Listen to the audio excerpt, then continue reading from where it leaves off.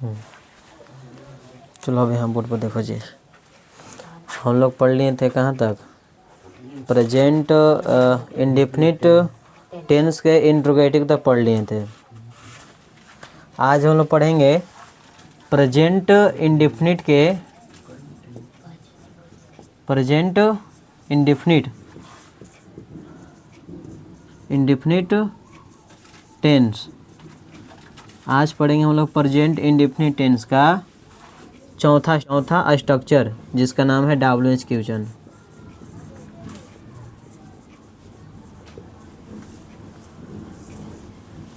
आज पढ़ेंगे हम लोग प्रेजेंट इंडेफिनिट टेंस का चौथा structure WH question.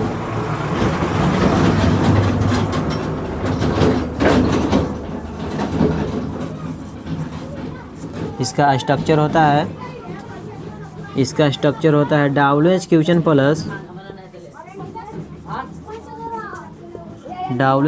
Plus do या डज प्लस सब्जेक्ट कोष्टक में नोट, V1 प्लस ऑब्जेक्ट और प्रश्नवाचक चिन्ह। यह आपका जो है स्ट्रक्चर हो जाएगा WH क्वेश्चन का। तो इसको बनाने के लिए सबसे पहले क्या करना है कि WH क्वेश्चन को लिखना है। WH क्वेश्चन, तो सबसे पहले हम इसके बारे में जानेंगे कि WH क्वेश्चन होता क्या है।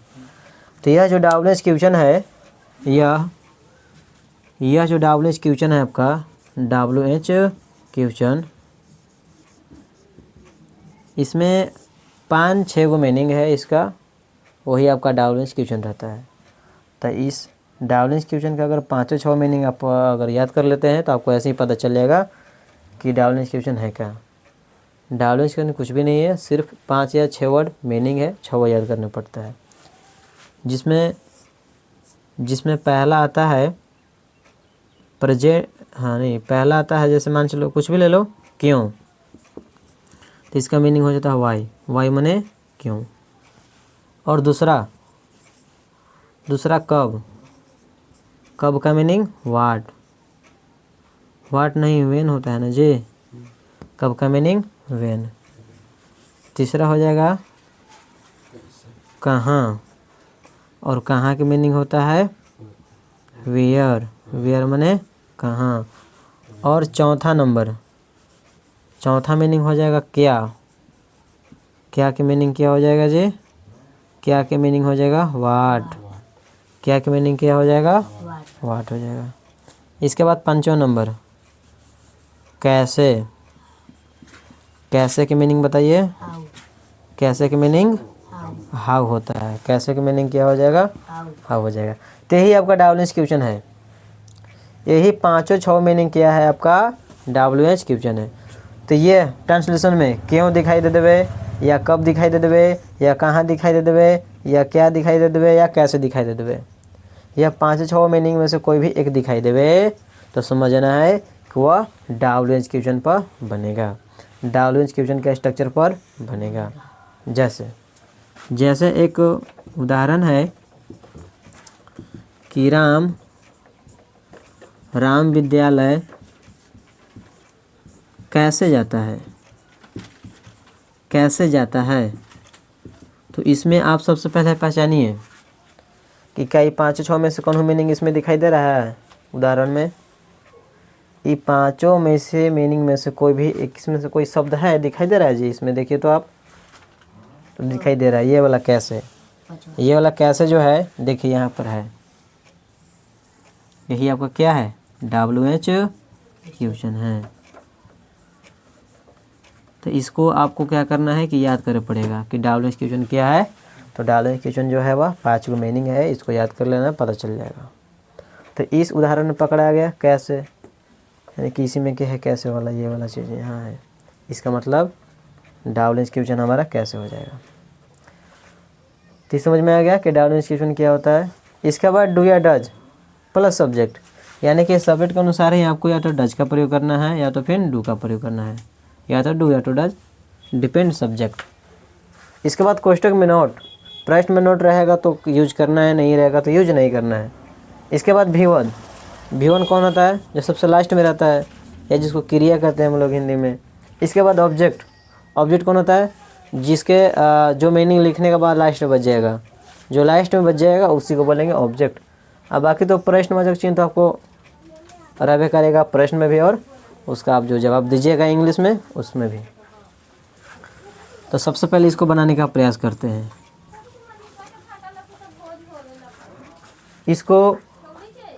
इसको बनाने में जो है, इसको बताओ कि डब्ल्यूएच क्वेश्चन इसमें कौन है? कैसे? तो कैसे का बताइए, मीनिंग क्या हो जाएगा? हाउ हो जाएगा। तो इस प्रश्न में क्या था, इस स्ट्रक्चर में कि सबसे पहले डब्ल्यूएच क्वेश्चन को लिखना है। तो हमारा डब्ल्यूएच क्वेश्चन था कैसे, तो कैसे का मीनिंग हम लोग हाउ लिख दिए। इसके बाद या तो डू आवेगा या तो डज आवेगा, इस सब्जेक्ट के अनुसार आवेगा। तो सबसे पहले इस प्रश्न में सब्जेक्ट पहचानिए। हाँ, क्या हो जाएगा? राम हो जाएगा। तो ये हमारा सब्जेक्ट है। तो इसी के अनुसार, इस राम के अनुसार ही क्या आवेगा? डू आवेगा कि डज आवेगा? डज आवेगा, क्योंकि एक नाम में क्या आता है? डज आता है। तो यहाँ हम लोग लिख देंगे डज। और बताइए, तो इसका हम लोग प्रयोग कर दिए, इसका प्रयोग होगा? इसका प्रयोग नहीं करना है, किसी एक का ही प्रयोग करना है। इसके बाद सब्जेक्ट। तो प्रश्न में सब्जेक्ट क्या है? राम। तो राम की मीनिंग हम लोग लिख देंगे राम। और बताइए, और क्या बच गया? कोष्टक में नोट। इस प्रश्न में नोट हैगा? तो नोट का प्रयोग हम लोग करेंगे? नहीं करेंगे। इसके बाद V1। तो V1 कौन होता है? V1 से मैंने जो वाक्य है इसके लास्ट में रहता है V1। जो आपको जो वही V1 जो है ये कहाँ मिलेगा आपको? लास्ट में मिलेगा। तो लास्ट में तो है, तो इसका कोई मीनिंग होता है? इसका मतलब ये V1 नहीं है। इसका देखिए, इसका कोई मीनिंग होता है? होता है, समझो कि ये V1 है।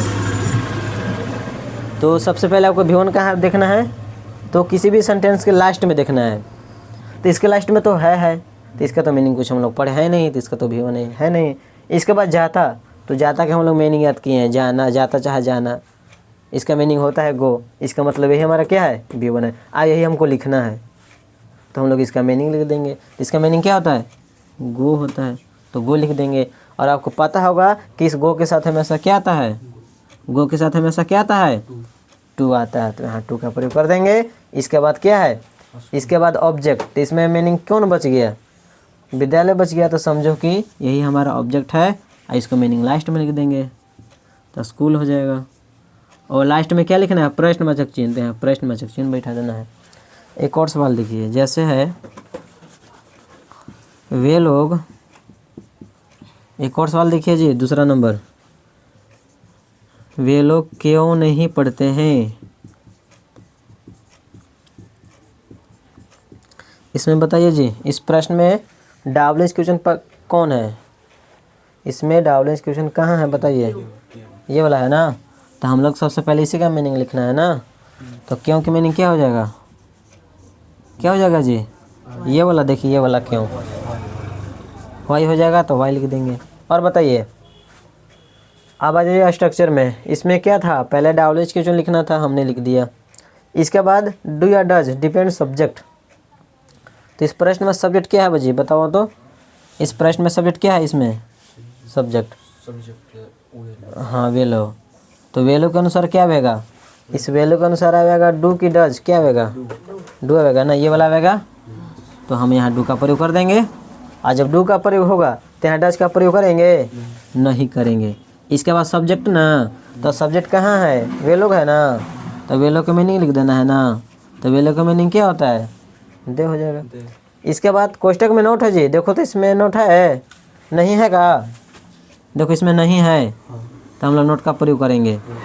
समझ में आ गया? रहेगा तो क्या करना है? रहेगा तो करना है। तो यहाँ नहीं है, तो नोट का इला नोट का प्रयोग यहाँ करना है। इसके बाद V1। इसमें प्रश्न में V1 कौन है? आपको अभी बताया। V1 कहाँ मिलेगा?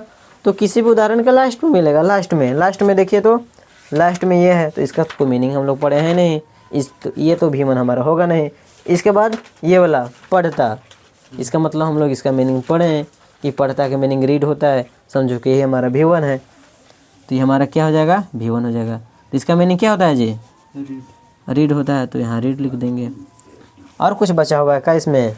नहीं है तो इसमें ऑब्जेक्ट नहीं लिखेंगे, प्रश्नवाचक चिन्ह तो लिख ही पड़ेगा आपको, नेसेसरी है जी। तो इस तरह से जो है पूरा आपका डाब्लिंग क्वेश्चन जो है इस तरह से बनाते हैं। और बाकी हम लोग अब आगे पढ़ेंगे। समझिए कि ये आपका प्रेजेंट इंडेफिनिट अब जाके पूरी तरह से ख़त्म हुआ है चौथा वीडियो में। ये पूरा जो है प्रेजेंट इंडेफिनिट टेंस जाके चौथा वीडियो में जो है 4 स्ट्रक्चर ख़त्म हुआ है। तो ये पढ़ाई बहुत ही डेप्थ में जा रहा है ना। तो इसको ध्यान से पढ़ना है, इसको याद भी रखना है। क्या है कि ये जो पढ़ा रहे आपको यह सीमित आपको यहाँ तक नहीं रहेगा, सीमित आपको कम से कम 12वीं तक आपको चलेगा, सेम ही पढ़ाई रहेगा ग्रामर में। अगर ग्रामर पढ़ते हैं 12वीं क्लास में तो आपको सेम इतना ही डेप्थ में आपको सर सिखाएंगे। तो इसको ध्यान में रखना है, इसको उतार लीजिए। हम लोग अब आगे बढ़ेंगे। प्रेजेंट कंटिन्यूअस पहला खत्म हो गया था प्रेजेंट इंडेफिनिट, और दूसरा आता है आपका प्रेजेंट कंटिन्यूअस। दूसरा क्या आता है? Present continuous tense. Present continuous tense. अब यहाँ से लिखना है जी पहचानने का नियम। पहचानने का नियम, यहाँ से डैश मारना है और लिखना है कि जिस हिंदी वाक्य की क्रिया के अंत में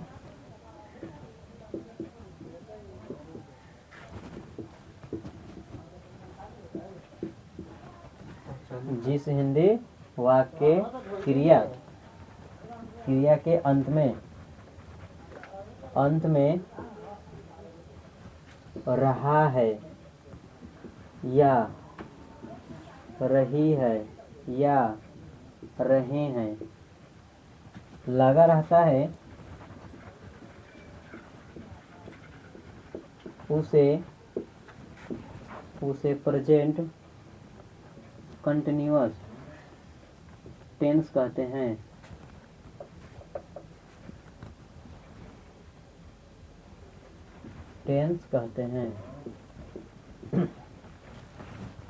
क्या देखिए जी, इसका नियम क्या हम लोग पढ़ रहे हैं पहचानने का, कि क्रिया के अंत में क्या रहना चाहिए? रहा है या रही है या रही है।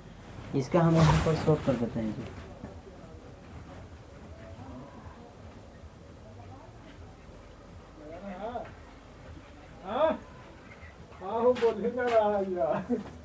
अब तो बाहर से आया था।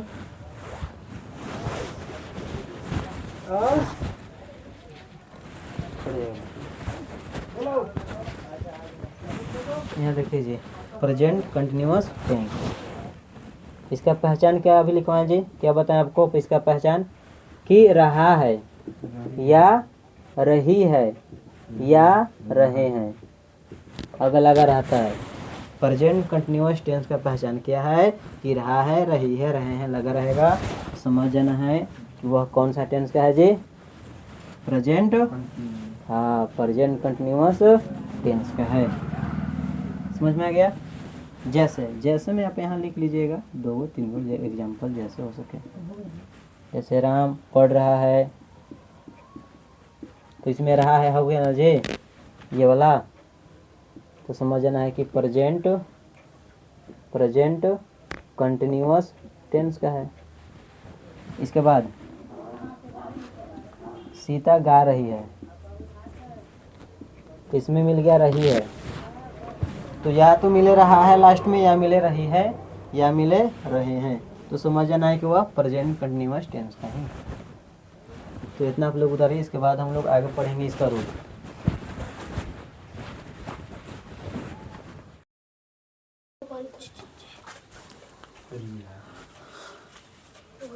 तो हम लोग पिछला क्लास में कहाँ तक पढ़ लिए थे?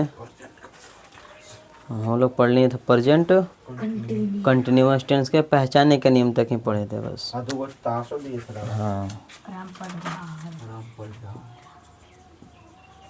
प्रेजेंट कंटिन्यूअस टेंस, इसका हम लोग पहचानने का नियम पढ़ लिए थे। इसका पहचानने का नियम क्या होता है? इसका पहचान क्या होता है? तो इसका पहचान होता है कि वह क्रिया के अंत में रहा है, रही है या रहे हैं लगा रहता है। क्रिया के अंत में, क्रिया के अंत में क्या रहता है? रहा है या रही है या रहे हैं। अगर इन तीनों चारों में से अगर कोई दिखाई देता है, इन तीनों चारों में से कोई भी दिखाई देता है तो हम समझ जाते हैं कि वह प्रेजेंट कंटिन्यूअस टेंस का ही है। अब हम लोग इसका बनाने का नियम पढ़ेंगे। तो इसमें सबसे पहला आता है अफर्मेटिव सेंटेंस।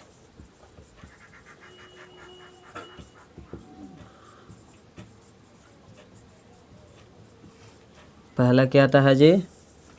Affirmative sentence. अब इसका सूत्र क्या होता है, यानी कि स्ट्रक्चर। इसका स्ट्रक्चर होता है सब्जेक्ट प्लस इज या एम या are plus V4 plus object. यह आपका क्या है? स्ट्रक्चर है। किसका स्ट्रक्चर है? तो यह स्ट्रक्चर अफर्मेटिव सेंटेंस का है। अफर्मेटिव सेंटेंस मतलब क्या होता है? इसका मतलब क्या होता है? साधारण वाक्य होता है। साधारण वाक्य यानी कि जब कभी भी अगर साधारण वाक्य दिखाई देवे तो समझ जाना है कि हमको इस सूत्र के मदद से बनाना है। तो इस स्ट्रक्चर में क्या सबसे पहले? एस यानी कि सब्जेक्ट। तो सब्जेक्ट का मतलब क्या होता है? जो कोई काम को करता है, यानी कि इसको बोल सकते हैं कर्ता। सब्जेक्ट को क्या बोलते हैं? कर्ता बोलते हैं, काम को करने वाला। इसके बाद इन सब जो है इस सब्जेक्ट के अनुसार ही, इस सब्जेक्ट के अनुसार ही या तो ई जाएगा या तो एम आवेगा या तो आर आवेगा। इस सब्जेक्ट के अनुसार ही या तो ई जाएगा या तो एम आवेगा या तो आर आवेगा। डिपेंड किस पर रहेगा? निर्भर किस पर रहेगा? सब्जेक्ट पर रहेगा। इसके बाद V4। तो V4 क्या होता है? V4 होता है वर्ब में ING जोड़ना। वर्ब में ING जोड़ना। जैसे हम बोलें गो, तो गो तो बोलते ही V1 हमारा हो गया, लेकिन हमको बनाना है V4। तो कैसे कर सकते हैं V4? तो इसमें हम ING जोड़ सकते हैं। अगर गो में हम ING जोड़ देंगे तो हमारा क्या बन जाएगा? V4 बन जाएगा। तो V4 समझ में आ गया क्या है V4? तो वर्ब में ING जोड़ना ही कहता है V4। इसके बाद ऑब्जेक्ट। ऑब्जेक्ट कौन होता है? जो लास्ट में मीनिंग बच जाता है उसको बोलेंगे ऑब्जेक्ट। लेकिन उससे पहले हम लोग यह जानने का प्रयास करेंगे कि सब्जेक्ट जो है क्या रहेगा ताकि ई जाएगा, सब्जेक्ट क्या रहेगा ताकि एम आएगा, और सब्जेक्ट क्या रहेगा तो आर आएगा। तो इसके लिए हम लोग नीचे देखेंगे। नीचे क्या देखना है कि अगर सब्जेक्ट के स्थान पर अगर ही रहता है, क्या रहे? ही माने क्या होता है? वह पुरुष जाति के लिए, या सी रहे स्त्री जाति के लिए, या इट रहे। इट किसके लिए आता है? निर्जीव के लिए, या एक नाम। तो इन सभी के साथ किसका प्रयोग होता है? इज का प्रयोग होता है। किसका प्रयोग होता है जी? इज का प्रयोग होता है। यदि इसके स्थान पर अगर ही, सी, इट या एक नाम रहता है तो इज का प्रयोग करते हैं। किसका प्रयोग करेंगे? इज का प्रयोग करेंगे। इसके बाद सब्जेक्ट के स्थान पर अगर आई रहे तो किसका प्रयोग करेंगे? एम का प्रयोग करते हैं। अगर आई रहे तो किसका प्रयोग करेंगे? एम का। ये वाला एम का प्रयोग करेंगे।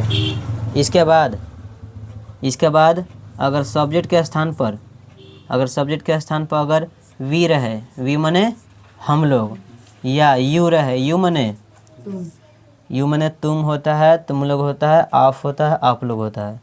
इसके बाद दे मने वे लोग या उन लोग, दोनों होता है, वे लोग या उन लोग, या दो नाम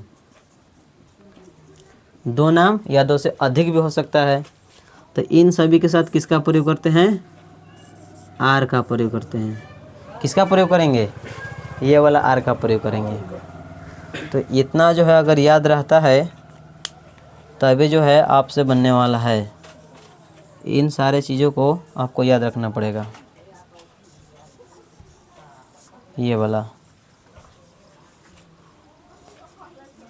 तो इतना आप लोग उतारिए।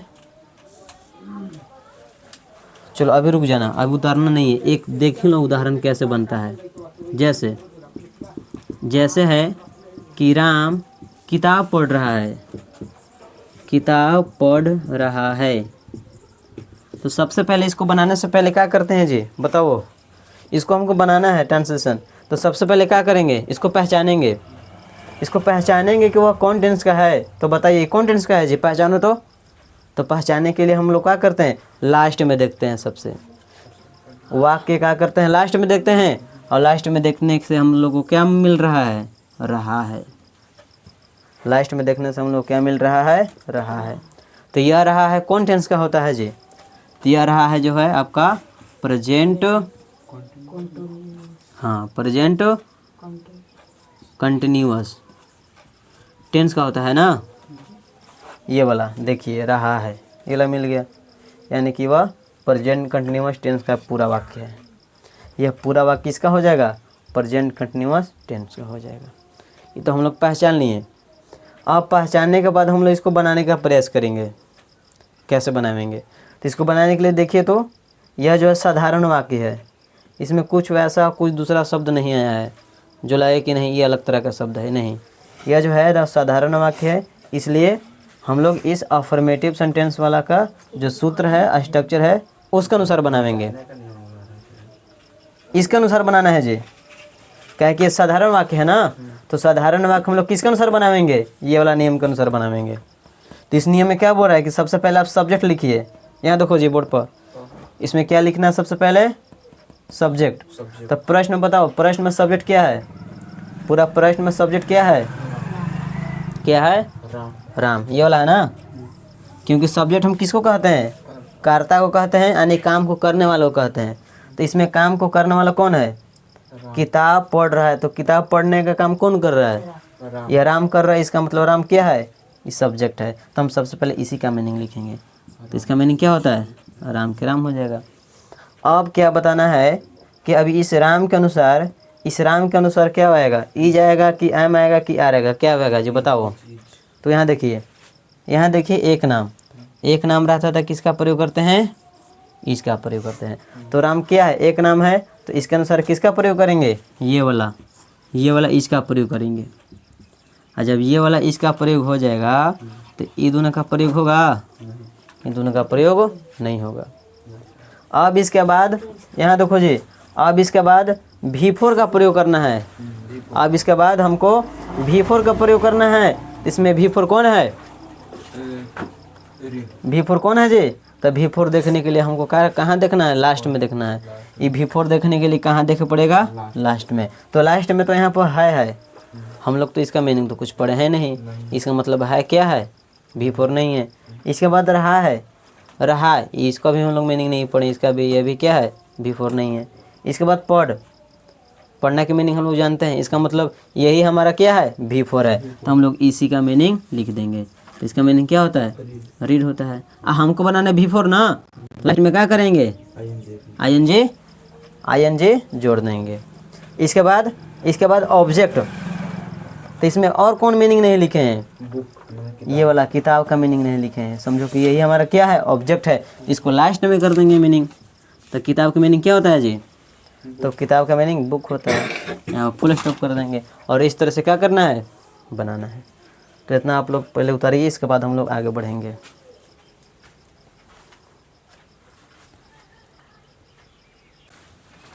चलो जी यहाँ देखो, अब हम लोग पढ़ेंगे इसका निगेटिव।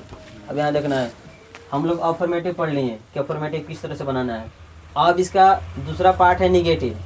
इसी टेंस का, प्रेजेंट कंटिन्यूअस टेंस का ही हम लोग पढ़ेंगे दूसरा स्ट्रक्चर, जिसका क्या नाम है, जिसका नाम है निगेटिव सेंटेंस। तो बताओ जी, निगेटिव सेंटेंस मतलब क्या होता है। इसका हिंदी होता है नकारात्मक, यानी कि जिसमें नहीं लग जाए। समझना कि जिसमें नहीं लग जाए तो वह कैसा सेंटेंस हो जाएगा, यानी कि नहीं वाला को बोलेंगे निगेटिव। इस तरह से ध्यान रखना है कि नहीं वालों को क्या बोलेंगे, निगेटिव। अब इसका स्ट्रक्चर क्या होता है जी, इसका सूत्र क्या होता है जी,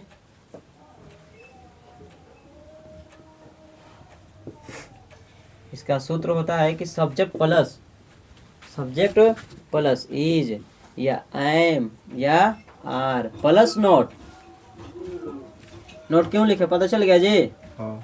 क्योंकि जोन प्रश्न में नहीं रहेगा उसका मीनिंग तो नोट होता है, उसका नोट तो लिखना ही पड़ेगा। तो इसका सूत्र हो जाएगा सब्जेक्ट प्लस इज या एम या are plus not plus V4 plus object. यह आपका निगेटिव सेंटेंस का सूत्र है। जैसे मोहन और सोहन बाजार नहीं जा रहा है। चलो जी यहाँ देखो तो इसको बनाने से पहले हम लोग क्या करते हैं, इसको पहचानते हैं, इसको पहचानने का प्रयास करते हैं कि ये जो पूरा जो वाक्य लिखा हुआ है से लेकर वहां तक वह कौन टेंस का है। तो बोलो जी इसको पहचानो कौन टेंस का है। देखो तो इसको पहचानने के लिए सबसे पहले हम लोग क्या करेंगे, लास्ट में देखेंगे ना। तो लास्ट में देखने से क्या लग रहा है, रहा है। और यह रहा है कौन टेंस का होता है, प्रेजेंट कंटिन्यूअस टेंस का होता है। और इसमें देखो नहीं भी आ गया ना जी, नहीं आ गया इसका मतलब क्या हो गया, यह पूरा वाक्य निगेटिव का है। नहीं आ गया इसका मतलब पूरा वाक्य किसका है, नहीं आ गया इसका मतलब निगेटिव का है ना, निगेटिव सेंटेंस का हो गया ये। और जब निगेटिव सेंटेंस का हो गया तो हम लोग क्या करेंगे, जब निगेटिव सेंटेंस का हो गया तो हम लोग निगेटिव सेंटेंस का जो सूत्र है उसके अनुसार बनाएंगे। तो इसका निगेटिव सूत्र क्या है कि सबसे पहले लिखना है सब्जेक्ट। इस प्रश्न में सब्जेक्ट क्या है, सब्जेक्ट क्या है, जो कोई काम को करता है। तो इसमें जो है बाजार जाने का काम कौन नहीं कर रहा है, तो मोहन और सोहन नहीं कर रहा है, यानी कि मोहन और सोहन हमारा हो जाएगा दोनों सब्जेक्ट। तो क्या करेंगे, पहले इसी का मीनिंग लिखेंगे। तो मोहन का हो जाएगा मोहन, और क्या हो जाएगा एंड, और सोहन के सोहन। और बताइए इसके बाद बताइए सब्जेक्ट यहाँ लिख दिए हम लोग। अब इसके अनुसार ई जाएगा कि एम की आर। बताइए जी मोहन और सोहन के अनुसार क्या आएगा, आर आएगा। अभी लिखवाएं कि जब दो नाम रहता है तो दो नाम है ना जी, तो दो नाम के साथ हम लोग ये वाला आर का प्रयोग करते हैं, आर का प्रयोग करते हैं। और जब आर का प्रयोग कर दिए तो ई दोनों का प्रयोग होगा, नहीं होगा, काहे कि तीनों में से किसी एक का रहता है प्रयोग करने के लिए। इसके बाद नॉट, तो नहीं के मीनिंग हो जाएगा यहाँ पर नॉट। और बोलो इसके बाद V4, तो V4 हम लोग को कहाँ मिलता है, लास्ट में मिलता है। इसके लास्ट में कौन है, ये वाला है, लेकिन इसका हम लोग मीनिंग नहीं जानते हैं, तो V4 नहीं है। इसके बाद ये वाला, इसका भी मीनिंग नहीं है, हम लोग जानते हैं V4 ये भी नहीं है। इसके बाद जाना, इसका मीनिंग हम लोग जानते हैं, समझो कि हमारा क्या है, V4 है। तो इसका पहले मीनिंग लिखेंगे गो, और इसमें हम लोग ING लगाएंगे ना, तो ING लगा देंगे तो क्या हो जाएगा, यह V4 बन जाएगा। अब V4 के बाद हमको ऑब्जेक्ट लिखना है। इसमें और कौन मीनिंग बच गया जिसको हम लोग नहीं लिखे हैं, ये वाला नहीं लिखे हैं, बाजार। इसका हम लोग लास्ट में मीनिंग डाल देंगे। तो इसका मीनिंग क्या होता है बाजार के, मार्केट। इस तरह से क्या करना है, नेगेटिव सेंटेंस को। एक और देखिए एग्जांपल, जैसे है कि वे लोग नहीं,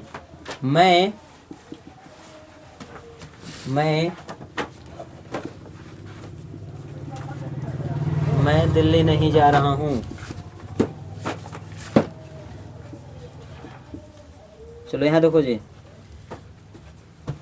तो इसको बनाने से पहले, अभी उतारना नहीं है, देखना पहले। इसको बनाने से पहले हम लोग क्या करते हैं, इसको पहचानते हैं। तो पहचानो जी कौन टेंस का है, पहचानो। तो पहले पहचानिए। तो पहचानने के लिए हम लोग क्या करते हैं, लास्ट में देखते हैं। तो लास्ट में क्या है, रहा हूँ, यानी कि रहा है वाला है। तो रहा है वाला कौन टेंस का होता है, प्रेजेंट कंटिन्यूअस टेंस का होता है। तो हमको पता चल गया कि जो पूरा वाक्य है, या पूरा वाक्य किस टेंस का है, प्रेजेंट कंटिन्यूअस टेंस का है। ये तो पकड़ा गया हमारा। अब इसके बाद इसको देखना है कि इसमें और क्या चीज़ इसमें हमको मिल रहा है। इसमें देखो तो नहीं मिल रहा है का, तो नहीं से हमको क्या पता चल गया कि निगेटिव हो जाएगा। इसका मतलब ये क्या हो गया, निगेटिव, निगेटिव सेंटेंस हो गया। जब निगेटिव सेंटेंस हो गया तो हम लोग क्या करेंगे, निगेटिव वाला सूत्र से बनाएंगे। जब निगेटिव पता चल गया कि पूरा निगेटिव है तो हम लोग इस निगेटिव वाला सूत्र से बनाने में। तो इसमें सूत्र में पहले क्या बोला है, सब्जेक्ट। इस प्रश्न में सब्जेक्ट क्या है, मैं है, तो मैं की मीनिंग क्या होता है, आई होता है। अब इस आई के अनुसार बताओ, इज की एम की आर क्या आएगा, गलत जवाब, इज नहीं आता है। आई देखो कॉपी में, अभी बताएं आई के साथ क्या आता है, ये वाला एम का प्रयोग होता है। तो यहाँ हम एम का प्रयोग करेंगे, और जब एम का प्रयोग हो जाएगा तो ये दोनों का प्रयोग होगा, दोनों का प्रयोग नहीं करेंगे। इसके बाद नॉट का प्रयोग करना है, तो ये नहीं के लिए मीनिंग, ये नहीं के लिए मीनिंग यहाँ पर नॉट आ जाएगा। और बताओ, नॉट का प्रयोग करने के बाद बिफोर, तो प्रश्न में बिफोर कहाँ मिलेगा, लास्ट में मिलेगा। लास्ट में ये दोनों है, इसका दोनों के भी मीनिंग तो होता है नहीं। इसके बाद इन आ जाएगा, इसका तो मीनिंग होता है, इसका लिख देंगे हम लोग मीनिंग गो। लेकिन हमको बनाना है बिफोर, तो क्या करेंगे, लास्ट में आईएनजी जोड़ देंगे, बिफोर हो गया। इसके बाद गो के साथ हमेशा टू आता है जी, तो यहाँ टू लिख देंगे। नहीं, अब क्या बच गया, दिल्ली ना, तो दिल्ली के मीनिंग होता है इंग्लिश में दिल्ली, दिल्ली लिखाता है, पढ़ते हैं दिल्ली, लिखाता है दिल्ली। अब गो के साथ हमेशा टू आता है, इसलिए टू नहीं छोड़ना है। अब इसमें भी यहाँ टू छूटा हुआ है, इसमें भी टू का होगा, लगाना पड़ेगा। तो इस तरह से क्या करते हैं हम लोग, निगेटिव सेंटेंस को बनाते हैं। इतना आप लोग उतारिए, इसके बाद हम लोग आगे बढ़ेंगे। और एक्सरसाइज बना लेना है घर से, कोई दिक्कत नहीं, एक्सरसाइज आगे भी बना देना है। किताब है जी, करंट चलेगा, जूनियर नहीं चलेगा, करंट चलेगा। इतना पहले उतार, कहाँ तक पढ़ाई हो गया है, प्रेजेंट कंटिन्यूअस टेंस तक हम लोग कल पढ़ लिए थे। कहाँ तक हुआ था प्रेजेंट कंटिन्यूअस के,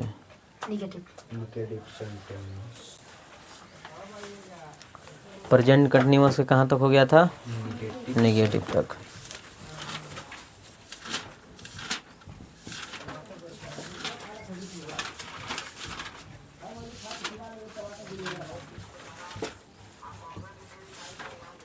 प्रेजेंट कंटिन्यूअस टेंस, तो सबसे पहले इसका पहचानने के नियम लिखवाए होंगे, तो बताइए इसका पहचान के नियम क्या होता है।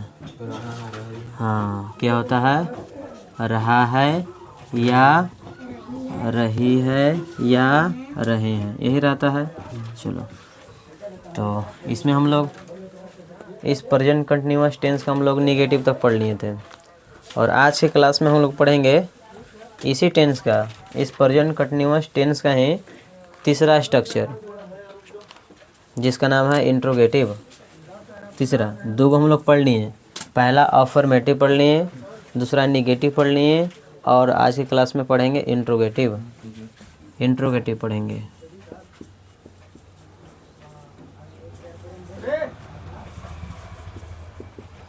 इंट्रोगेटिव सेंटेंस,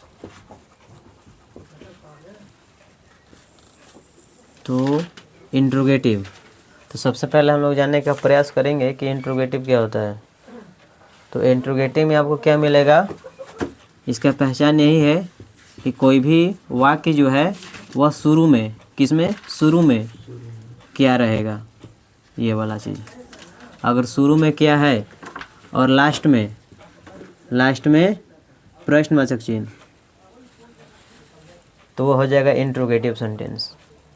इंट्रोगेटिव सेंटेंस की पहचान क्या है, तो शुरू में क्या रहना चाहिए और लास्ट में प्रश्नवाचक चिन्ह रहना चाहिए। तो आपको समझ आना है कि वह इंट्रोगेटिव सेंटेंस का ही वाक्य है।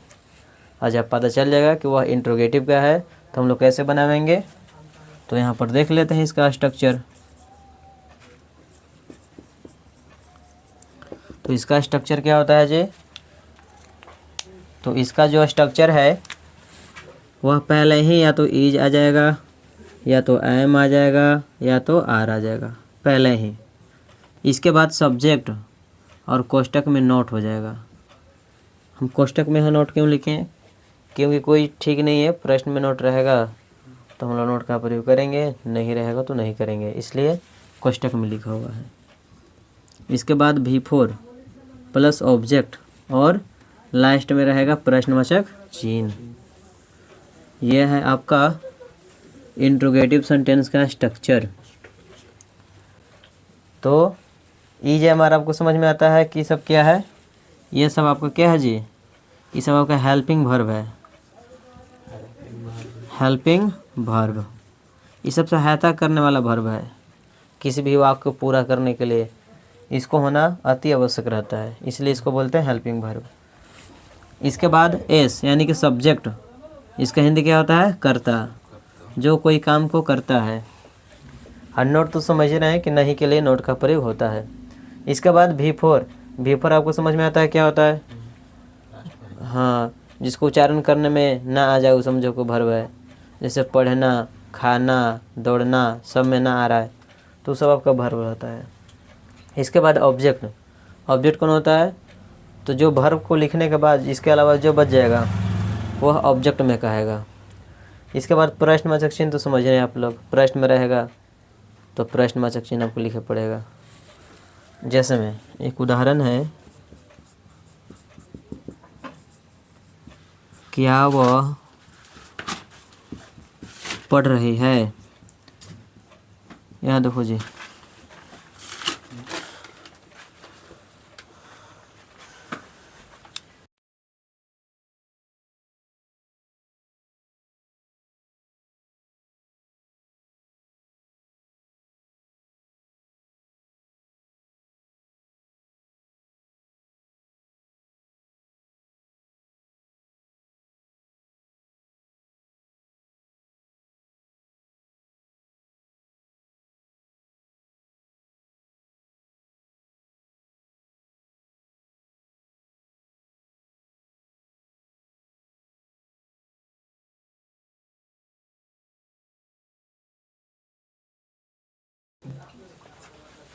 चलो जी यहाँ देखो, तो जैसे ही क्या स्टार्टिंग में दिखाई दे देवे, इसका मतलब यह जो पूरा जो वाक्य है वह इंट्रोगेटिव सेंटेंस का हो जाएगा।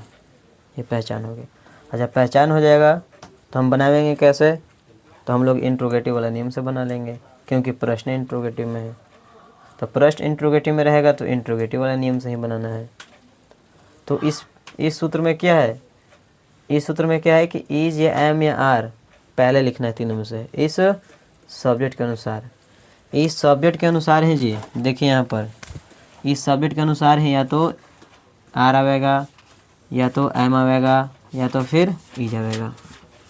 किसी एक का प्रयोग करना है।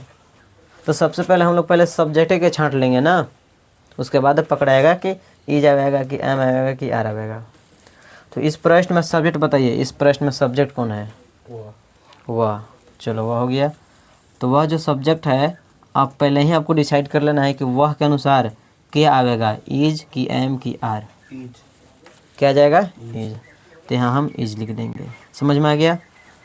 अब देखो, अब ये तो इज यहाँ आ गया ना, इसका प्रयोग हो गया, तो इस दोनों का प्रयोग ना करेंगे, नहीं होगा।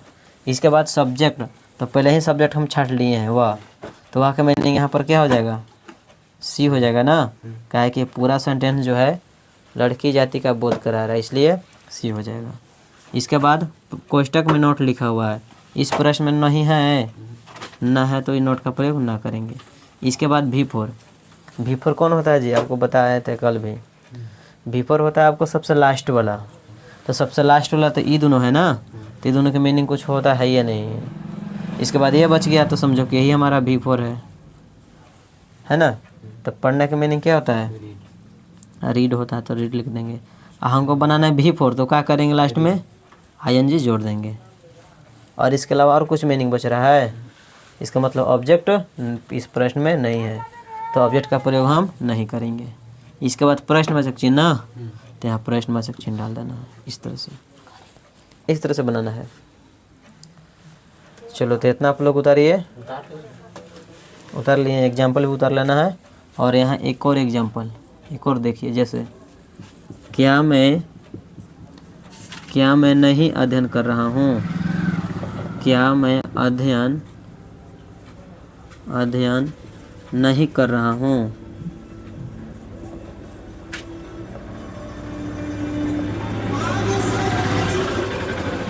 तो यहाँ देखा जाए जी, तो इसको बनाने से पहले हमको क्या करना है, पहचानना है। तो पहचानिए, तो शुरू में क्या है का, शुरू में क्या है, इसका मतलब ये पूरा सेंटेंस किस में हो गया, इंट्रोगेटिव में ना, किस में हो गया, इंट्रोगेटिव सेंटेंस में हो गया। और जब इंट्रोगेटिव सेंटेंस पता चल गया तो हम लोग इंट्रोगेटिव वाला नियम से बना लेंगे। तो यहाँ देखिए इंट्रोगेटिव वाला नियम में क्या बोल रहा है कि पहले इज या एम या आर, ये तीनों में से किसी एक का प्रयोग करना है ना। तो बताइए, लेकिन ये तीनों में से किसी एक का प्रयोग करने से पहले इस सब्जेक्ट को पहले पहचान लेना है प्रश्न में। ये तो इस प्रश्न में सब्जेक्ट कौन है, ये वाला सब्जेक्ट इस प्रश्न में, बताइए इसमें सब्जेक्ट क्या है, मैं है, पकड़ा गया। और बताओ जब मैं है तो इसके अनुसार क्या आएगा, हेल्पिंग वर्ब, इज एम या आर, क्या आएगा जी, एम। तो हम पहले ही एम लिख देंगे। और बताओ जब एम का यहाँ ये वाला प्रयोग कर दिए, जब एम जो है ये वाला प्रयोग हो गया तो ये दोनों का प्रयोग करेंगे, नहीं करेंगे। इसके बाद अब किसका प्रयोग करेंगे, सब्जेक्ट का। तो प्रश्न में सब्जेक्ट क्या है जी, मैं, इसका मीनिंग आई। और बताओ यहाँ कोष्टक में देखो नोट लिखा हुआ है, इसमें नोट है, देखो यहाँ पर है तो हम नोट यहाँ लिखेंगे तुरंत लगले, समझ में आ गया। इसके बाद V4, तो V4 कौन होता है, V4 लास्ट में वाला रहता है। इसमें देखिए, तो इसमें देखिए अध्ययन करना दोनों एक साथ हो जाएगा मीनिंग। यहाँ करना के अलग नहीं लिखना है और अध्ययन के अलग नहीं लिखना है। ये अध्ययन करना के ही मीनिंग होता है स्टडी, तो यहाँ लिख देंगे हम लोग स्टडी। और लास्ट में हम लोग ING का प्रयोग करेंगे ना, क्योंकि हमको बनाना है V4, इसलिए हम ING लगा देंगे। इसके बाद प्रश्नवाचक चिन्ह है ना, तो यहाँ प्रश्नवाचक चिन्ह का प्रयोग कर देना है और इस तरह से बना देना है। इतना उतार लिए हैं, उतारिए, थोड़ा सा और टाइम देते हैं, ये दोनों एग्जाम्पल उतार लीजिए।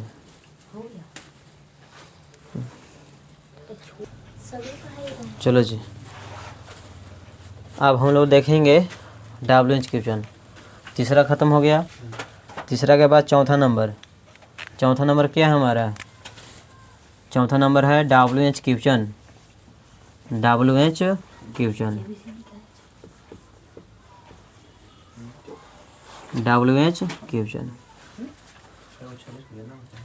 तो इसका बोलो जी, इसका सूत्र याद है, बोलो, हाँ बोलो क्या होता है इसका सूत्र, WH क्वेश्चन और प्लस इज एम आर, हाँ प्लस इज या एम या आर, प्लस सब्जेक्ट कोष्टक में नोट, और प्लस V4 प्लस ऑब्जेक्ट। अच्छा V4 और ऑब्जेक्ट, और लास्ट में प्रश्नवाचक चिन्ह। चलो ठीक है, ये तो हमारा सूत्र हो गया, ठीक है।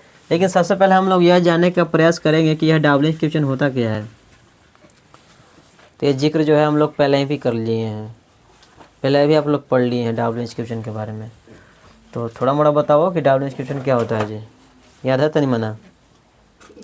WH क्वेश्चन मात्र 5 या 6 को मीनिंग होता है, वही होता है WH क्वेश्चन। WH क्वेश्चन, तो देखिए इसमें जो है, इसमें क्या है, 5 या 6 को मीनिंग है। जैसे क्यों, क्योंकि, वाई, कहाँ, तो जो जिसको आपको अगर नहीं याद है तो उसको लिख लेना है, वेयर हो जाएगा कहाँ के। इसके बाद कैसे, कैसे के मीनिंग हाउ। इसके बाद कहाँ, कहाँ के तो हो गया है, कब, कब के हो जाएगा व्हेन। इसके बाद कैसे, कैसे के मीनिंग हाउ। अच्छा कैसे के हो गया है, और बताइए और क्या छूट रहा है, क्यों कब सब हो गया, क्या छूटा हुआ है, क्या क्या हो जाएगा, वाट। तो यही आपका WH क्वेश्चन है, ठीक है। जहीं कहीं भी अगर दिखाई देवे चारों पांचों में से कोई भी मीनिंग, तो समझ जाना है कि वह WH क्वेश्चन ही है। समझ में आ गया। अब इसी के अनुसार है, अब देखिए ये तो पकड़ा जाएगा ना WH क्वेश्चन, यही आपका 5-6 को मीनिंग है, ठीक है। इसके बाद इज या एम या आर, ये तो समझ में आता है, इज एम आर क्या है, आपका हेल्पिंग वर्ब है, सहायक क्रिया है। इसके बाद सब्जेक्ट, सब्जेक्ट के बारे में तो जानते ही हैं हम लोग। इसके बाद कोष्टक में नोट, V4 ऑब्जेक्ट, सब क्लियर है।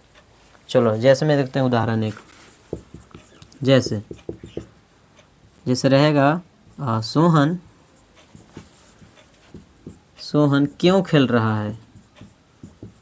तो बताइए जी, इसमें देखो तो इसमें WH क्वेश्चन है क्या कोई? WH क्वेश्चन इसमें इस प्रश्न में है कोई? क्यों? तो क्यों है, ये वाला है ना, दिखाई दे रहा है क्यों, ये चीज़ ये वाला है, पकड़ा गया। इसका मतलब क्यों जो है हमारा क्या है, WH क्वेश्चन। तो जैसे ही पकड़ा जाएगा WH क्वेश्चन तो पहले इसी का मीनिंग पहले लिखना है। तो बताओ क्यों के मीनिंग क्या होता है, वाई होता है, तो हम वाई लिख देंगे। और बताइए, और बोलो, इस WH क्वेश्चन पहले। अब देखिए यहाँ पर आइए सूत्र पर, सूत्र में क्या हो रहा है कि पहले लिखना है WH क्वेश्चन, तो हमने WH क्वेश्चन यहाँ लिख दिए वाई। इसके बाद इज या एम या आर, ये तीनों में से किसी एक का प्रयोग करना है, लेकिन इस सब्जेक्ट के अनुसार ही प्रयोग करना है। इस सब्जेक्ट के अनुसार ही प्रयोग करना है, या तो इज का, या तो एम का, या तो आर का। तो बताइए, सबसे पहले सब्जेक्ट पहचानेंगे कि सब्जेक्ट क्या है। तो प्रश्न में सब्जेक्ट क्या है जी, सब्जेक्ट ये वाला है, काम करने वाला। मोहन सोहन काम कर रहा है ना, आपका सब्जेक्ट है। तो इसी के अनुसार बोलो, सोहन के अनुसार क्या आएगा, इज की एम की आर, क्या आएगा, इज आएगा ना, क्योंकि एक नाम रहता है तो इज का प्रयोग करते हैं। तो यहाँ इज का प्रयोग हो जाएगा, जब इज का प्रयोग हो जाएगा तो ये दोनों का प्रयोग नहीं होगा।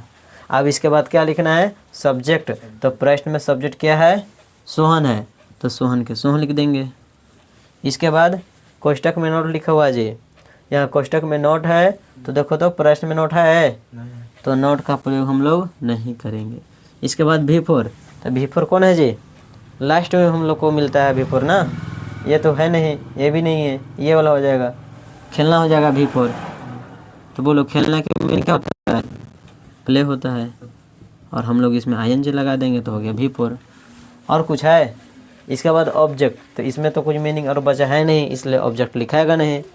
इसके बाद प्रश्नवाचक चिन्ह, यहाँ प्रश्नवाचक चिन्ह लिख देना है। तो इस तरह से जो है आपको बना लेना है। और यहाँ पर आपका WH क्वेश्चन ख़त्म होता है, और प्रेजेंट कंटिन्यूअस भी ख़त्म होता है। प्रेजेंट कंटिन्यूअस क्या हो गया, इंड हो गया, ख़त्म हो गया आपका। और हम लोग अब अगला क्लास में क्या पढ़ेंगे, प्रेजेंट कंटिन्यूअस के बाद पढ़ेंगे अगला प्रेजेंट परफेक्ट टेंस। हम लोग कल के क्लास में क्या पढ़ेंगे, प्रेजेंट परफेक्ट टेंस, तीसरा प्रेजेंट परफेक्ट। तो आज के लिए इतना ही, उतार लीजिए, बाकी मिलते हैं हम अगला क्लास में।